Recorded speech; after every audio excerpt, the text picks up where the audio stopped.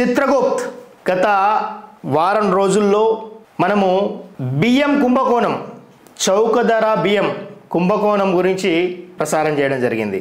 చౌకధర బియ్యము ఏ విధంగా పోతున్నాయి, ఎట్లా పోతున్నాయి అని మనము లాస్ట్ ఒక 2-3 రోజుల ముందు ఒక 1 వీక్ బ్యాక్ మనము చెప్పడం జరిగింది. చిత్రగుప్త్ ఏదైతే చెప్తుందో డొంక కదలడం స్టార్ట్ అయింది. రాష్ట్ర వ్యాప్తంగా ఉన్నటువంటి టాస్క్ ఫోర్స్ వాళ్ళు కదిలేరు. స్పెషల్లీ సపోజ్ ఎగ్జాంపుల్ వెనక మనకు ఇది న్యూస్ పేపర్లోనే వచ్చింది. ఈరోజు కామారెడ్డి జిల్లాలో తీసుకుంటే ఒక్క కామారెడ్డి జిల్లాలోని 708 కోట్ల రైస్ గాయాబ్. అంటే దీన్ని బట్టి ఈ కంట్రోల్ బియ్యం ఎవరు తింటున్నారు? కంట్రోల్ బియ్యము రావడం అయితే వస్తున్నాయి, తీసుకోవడం అయితే తీసుకుంటున్నారు, మళ్ళీ వెనక్కి పోవడము, అది ఎటుపోతున్నాయి అనేది మనము క్లుప్తంగా మనం చెప్పడం జరిగింది.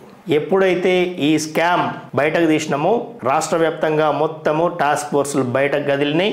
అండ్ ఏవైతే ఇక్కడ చూసుకుంటే జిల్లాలో కస్టమ్ మిల్లింగ్ రైస్ పక్కదారి పట్టింది. ఆయా సీజన్లలో కొనుగోలు కేంద్రాల్లో సేకరించిన ధాన్యాన్ని అధికారులు రైస్ మిల్లకు అప్పగించారు.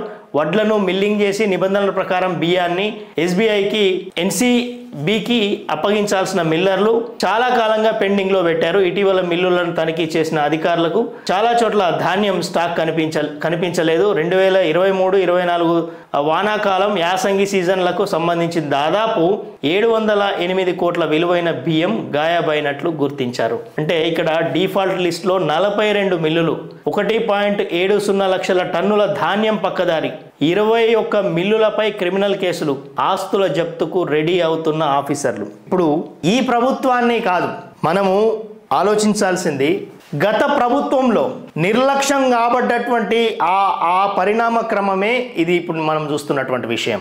ఎందుకంటే గత ప్రభుత్వంలోనే ఇవన్నీ రైస్కి సంబంధించినటువంటి స్కామ్ జరుగుతుందని చెప్పేసి అందరికీ అనుమానాలు జరిగినాయి. దీని వెనుక ఏ విధంగా ఎంత పెద్ద కుట్ర జరుగుతోంది అండ్ ఎటుపోతున్నాయి అనేది అందరూ మాట్లాడుకోవడం జరిగింది. సో ఈ స్కామ్ వెనుకున్నది గత 10 సంవత్సరాల నుంచి జరుగుతున్నటువంటి విషయం. ఇది చాలా నాటకాలు జరిగినాయి. సన్న బియ్యం వరేస్తే ఊరి, లేకపోతే కేంద్రం వడ్లు తీసుకోవట్లేదని చెప్పేసి ఎన్నో నాటకాలను చూసినాం మనం.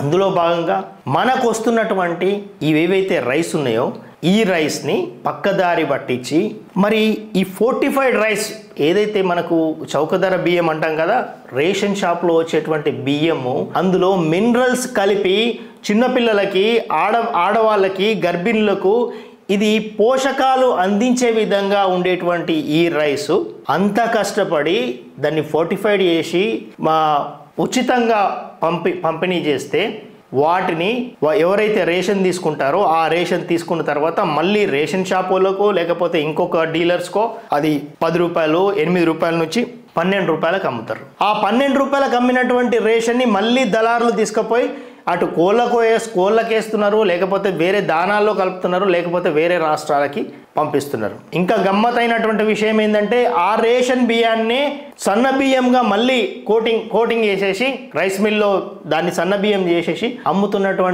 అమ్ముతున్నారని చెప్పేసి దాఖలాలు కూడా విన్నాం.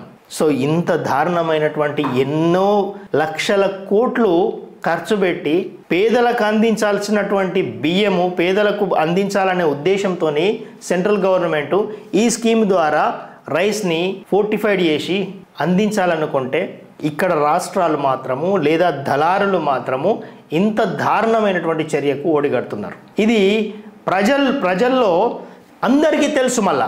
మరి దీనికి పరిష్కారం ఏంటిది? రాష్ట్ర ప్రభుత్వాలు ఒకవేళ వీటిని ప్రజలకు అవసరం లేకపోతే రాష్ట్ర ప్రభుత్వాలు సూచించాలి.